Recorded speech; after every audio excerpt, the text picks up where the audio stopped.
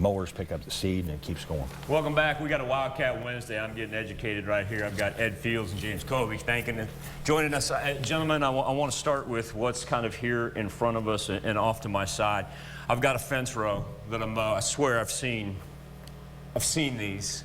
But when it comes to noxious weeds, that's what we're talking about today. Number one, how to identify them. Number two, we're going to teach you how to nip it in the bud and try to stay away from it with some education. What exactly are these in front of us? Go ahead, James. And so this right here is what we're trying to control. This is the noxious one. This is the bull thistle. As you look at it, you know, I got to wear a glove because these things are pokey. I mean, just anywhere you touch.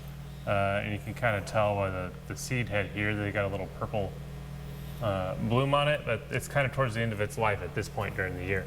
Right here, this is actually a Thistle. And so this looks very similar. It looks similar. People think it's a bull thistle, but actually it's not near as pokey. I mean, you can kind of touch it a little bit. It's got little thorns on it, but the seed head is very different. And so the seed head, these little things come out. It's got purple blooms all the way along here, but it doesn't explode like the musk thistle does when it gets later on in its life. You're in here around this area, we're seeing a lot of this in the ditches. If I see these, what are my best bets? And so if you're seeing something in the ditch, it's probably one of these. Okay. Most likely. Best thing to do is try to cut it down. It's keep it from seeding is the best point. It rosettes over the winter time, which means it puts a set of leaves on. It ends up monoculturing the ground because it will actually cover it completely.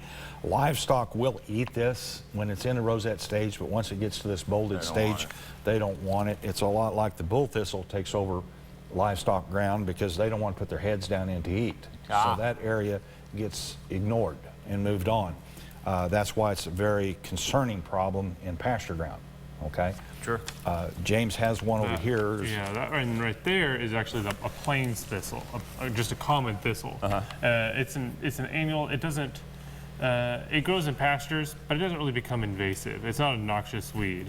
It's just something that's just been around for a long time. Unlike the bull thistle. Yeah, unlike this is a noxious weed, the bull thistle. This is an invasive weed. Invasive. And that's just a thistle. Yeah, that's just a thistle. And this one right here, I mean, this looks innocent enough, these leaves right here. I mean, that could pop up anywhere, right? It's probably one of the world's worst. I'd go to, no, that thing, look at it. It just got some greenery on it, right? This is the hybrid version of the Japanese knotweed, which is a cross between the giant and the Japanese. It is not supposed to have viable seed to it, but it actually, we have documented in my area that it has. We have 18 locations just in Crawford County of this that we've been combating. You're holding this item here, and this is called a rhizome system of this. This is what you're battling. Is what's underground. Folks, this is underneath here. You see this sticking up. You go, oh, that's not too bad. Wait till it tells you about this thing right here. This rhizome, which is a stem underground, has the capability and the strength to come up through 10 inches of asphalt. That's unreal. Yes, it is. It's totally unreal. It will tear sidewalk, streets. I mean, anywhere that thing gets, it's boom. It will come in, bust walls apart, whatever.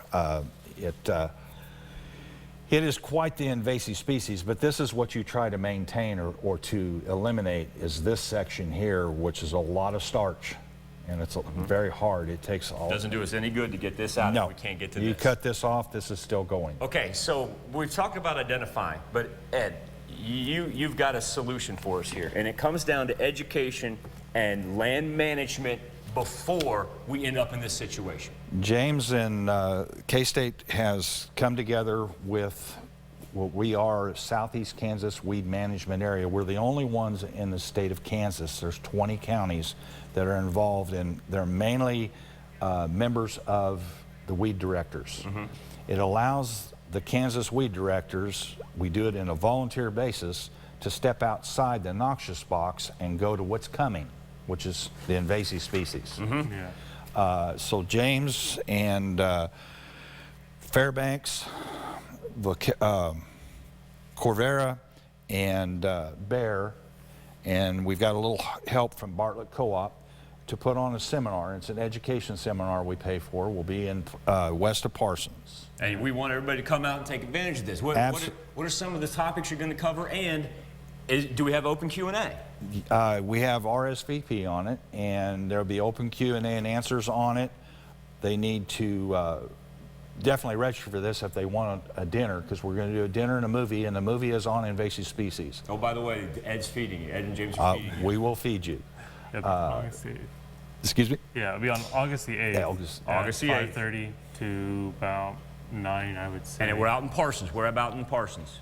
This will be on the Southeast Area Research Center, which is on the corner of Ness Road and 400. Easy enough right there. So what everybody wants to do is you want to register for this. Number one, like I said, Ed and James are going to feed you. But number two, we're going to address land management concerns, and we're going to be able to identify these invasive species and keep them out of the 4 states before they cause Ed and James more headaches.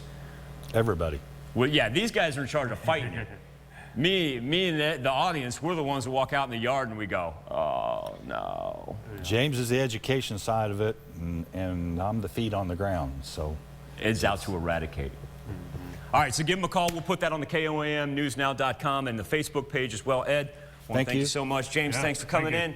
Be back with more KOAM Morning News and kill these weeds next.